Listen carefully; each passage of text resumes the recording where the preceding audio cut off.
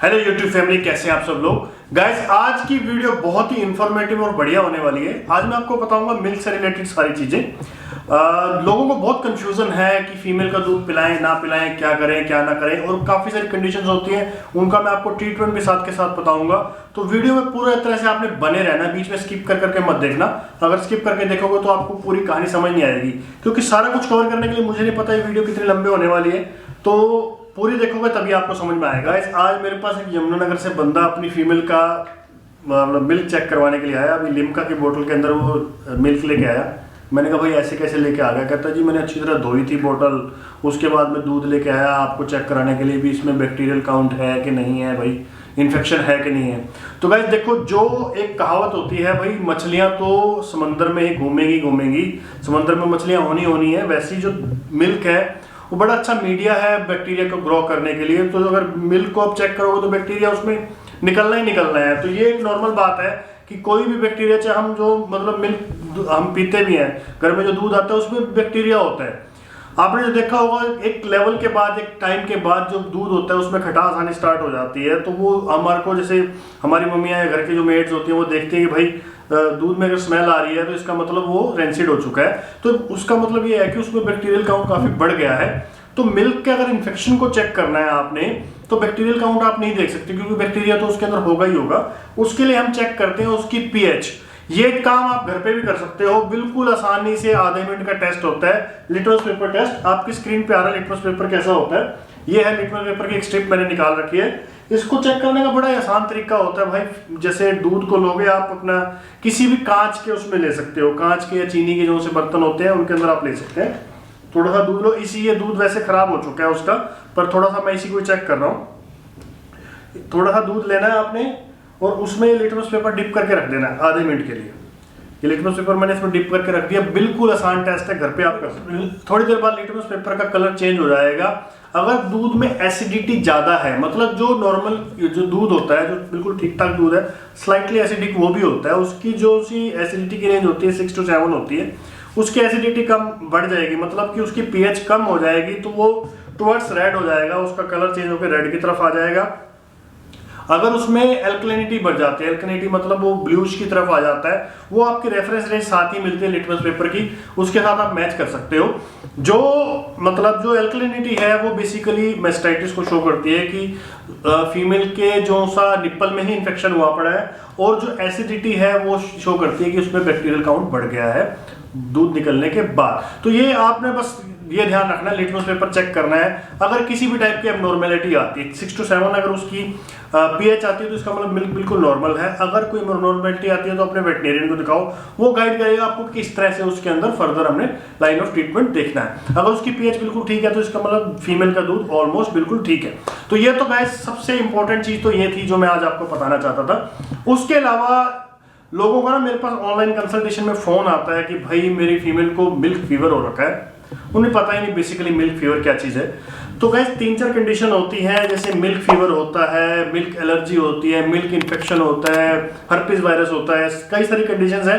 मैं 1 by 1 में आपको बताने वाला हूं कि किसी तरह से हमारे को पता लगे कि हमारी फीमेल में किस टाइप की प्रॉब्लम हो रखी है। तो सबसे पहले हम बात करेंगे मिल्क फीवर को लेके। मिल्क फीवर गाइस बेसिकली एक डेफिशिएंसी सिंड्रोम है। डेफिशिएंसी सिंड्रोम मतलब जब फीमेल पपी देती है तब तक वो बिल्कुल ठीक ठाक है, उसका सब कुछ बढ़िया चल रहा है, उसके अंदर जो बॉडी के अंदर जो कैल्शियम है उसकी रिक्वायरमेंट उसके लिए पूरी फिट है।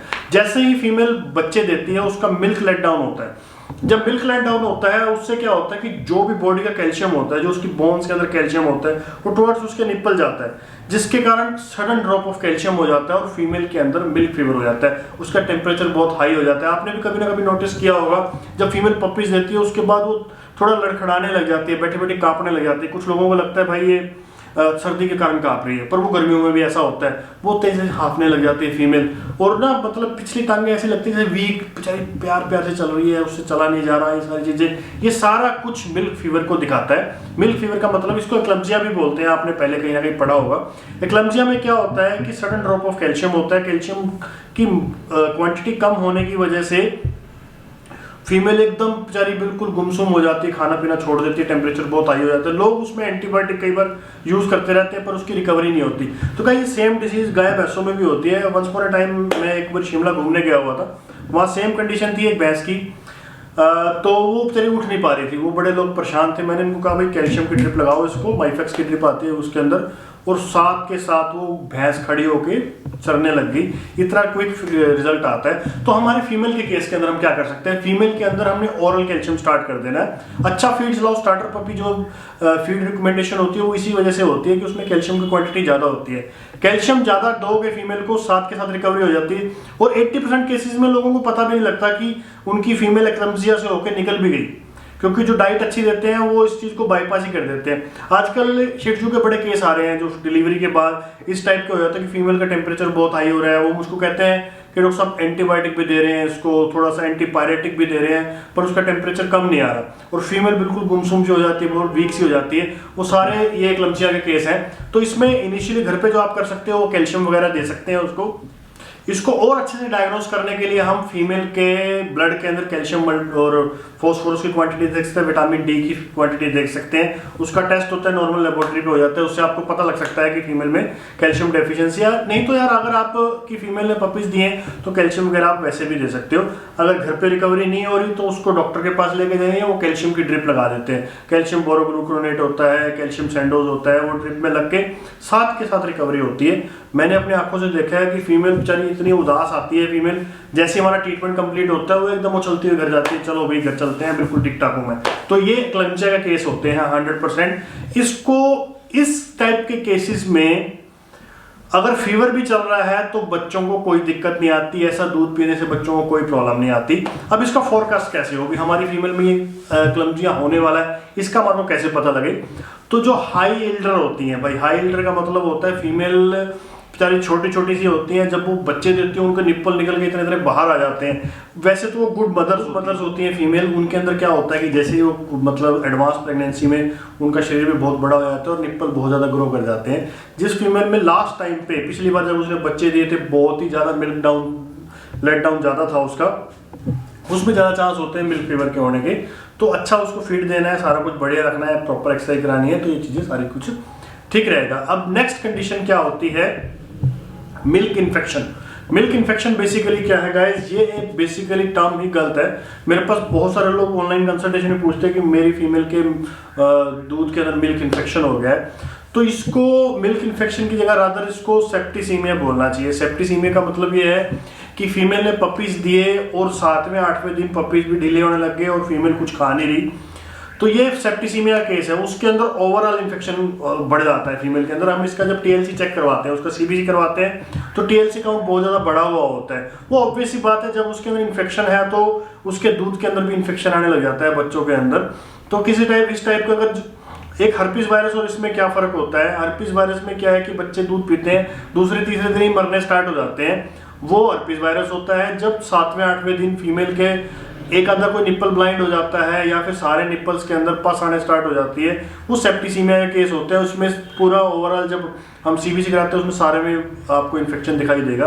तो इस टाइप की फीमेल का दूध सूट नहीं करता बच्चों को और उसको पिलाना नहीं चाहिए बच्चों को। उसमें क्या करना है आपने कि जो निप्पल ब्लाइंड हो चुके हैं, जिनके ओपनिंग बंद हो गए, कई बार हम देखते हैं कि फीमेल के जैसे 10 निप्पल हैं उसमें से 6 या 7 बिल्कुल ठीक होते हैं, 2 के अंदर बहुत ज़्यादा स्वेलिंग आई पड़ी होती है, या जिस फीमेल के कभी बच्चे मर जाते हैं उसके अंदर सारे निप्पल के अंदर ऐसे बिल्कुल गांठें सी बननी स्टार्ट हो जाती हैं। तो इस टाइप का केस अगर आपकी फीमेल के है, जो मेस्टाइटिस का केस भी कहा जाता है जिसको, उसमें आप बड़ा ही, मेरा जो देसी तरीका है, मेरे को एक क्लाइंट ने बताया था, हम क्या करते हैं उसके अंदर कि थोड़ा सा देसी घी लेते हैं, देसी घी को थोड़ा सा वार्म कर लेते हैं। वार्म इतना करना है कि वो टचेबल हो, हाथ पे वो हर्ट ना करे, उतना गर्म करके उसमें थोड़ी सी हल्दी डालते हैं। और जो फीमेल का निप्पल ब्लाइंड है, जिसकी ओपनिंग बंद हो चुकी है, उसके अंदर क्या है कि कॉटन से उसके ऊपर रगड़ते रहते हैं। थोड़ी देर बाद क्या है कि उसकी ओपनिंग खुल जाती है और उसको प्यार प्यार से स्क्वीज करके जितना भी जमा हुआ दूध है वो बाहर निकाल देते हैं। अगर ऐसा हम नहीं करेंगे फीमेल के अंदर, तो जो अंदर बैक्टीरिया ग्रो हो रहा है उसके अंदर, जो मेस्टाइटिस का है, तो साइड से फट के दूध के अंदर हो जाता है। मेरे में बहुत सारे केस आते हैं इस टाइप के कि निप्पल फट के साइड से पस पानी बाहर निकल गई। आप उस स्टेज से बचना चाहते हैं तो जो ब्लाइंड निप्पल है उसको चेक करते रहो कि सारे निप्पल के अंदर दूध आ रहा है कि नहीं आ रहा। अगर किसी के अंदर दूध नहीं आ रहा तो उसकी ओपनिंग खोलो और स्क्वीज करके प्यार प्यार से उसको सारा निकाल दो। और टीएलसी काउंट अगर बहुत ज़्यादा बढ़ा हुआ है, 15 से ज़्यादा, 16 से ज़्यादा अगर हो रखा है, तो उसका दूध मत पिलाओ, वो बच्चे के लिए सूट नहीं करेगा, उससे बच्चे मरने स्टार्ट हो जाएंगे। तो ये 7वें 8वें दिन वाली स्टेज है। अब एक होता है भाई मिल्क एलर्जी जो बोलते हैं, हर्पीज वायरस होता है कि बच्चे, ये बड़ा कंट्रोवर्शियल टॉपिक है। इस पे बहुत ज़्यादा मेरी अच्छे अच्छे ब्रीडर से भी डिस्कशन हुई, बहुत अच्छे डॉक्टर से भी डिस्कशन हुई, और प्रैक्टिकली मैंने भी सारी चीज़ें देखी हैं। तो मैं आपको सारी चीज़ों का निचोड़ बताने वाला हूँ।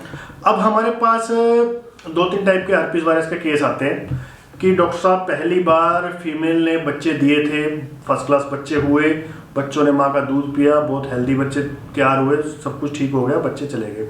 नेक्स्ट टाइम जब बच्चे हुए, उन्होंने माँ का दूध पिया और वो अकड़ अकड़ के मरने स्टार्ट हो गए। ये हर्पीज वायरस का केस है। अब इसमें क्या है कि हम सलाह देते हैं कि माँ का दूध ना पिलाओ, क्योंकि माँ के दूध से एलर्जी हो रही है। एलर्जी का मतलब क्या होता है, एंटीजन एंटीबॉडी रिएक्शन होती है। तो हमने जब उसको किसी फीमेल में क्या है कि हमने कहा भी नेक्स्ट टाइम जब ये बच्चे देगी तो बच्चों को दूध पिलाना ही नहीं। तो किसी कारणों से वो फीमेल आगे सेल आउट हो गई, उन्होंने दूध पिलाया और बच्चे ठीक ठाक हो गए। तो ये कंट्रोवर्शियल टॉपिक है। इसमें क्या है, दो कंडीशंस हैं। एक तो हर्पीज वायरस इन्फेक्शन है।